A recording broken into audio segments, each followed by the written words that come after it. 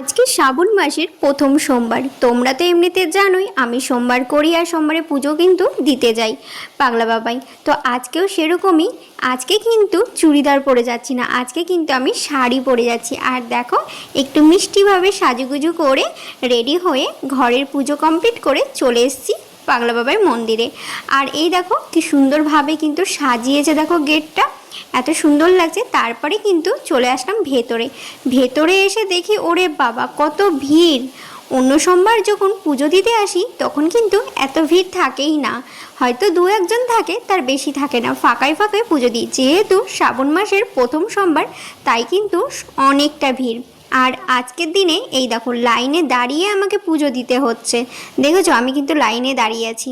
তোমাদেরকে তো মন্দিরে ঢোকার আগেই আমি গেটটা দেখালাম, কত সুন্দর ফুল দিয়ে সাজিয়েছে।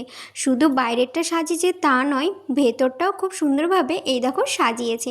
রজনীগন্ধার মালা দিয়ে তারপরে গোলাপ দিয়ে এত সুন্দরভাবে সাজিয়েছে, খুব ভালো লাগছিলো সামনাসামনি। তো যাই হোক, এই দেখো এখানে কিন্তু সবাই কিন্তু মহাদেবের মাথায় জল ঢালছিল। তোমাদেরকে তো এর আগে ভিডিওতে বলেছি মন্দিরে যদি কেউ থাকে তাহলে না পুজো দিতে আমার খুব নার্ভাস লাগে। আমি কোনটা আগে দেবো কোনটা পরে দেবো থতমত খেয়ে যাই গো।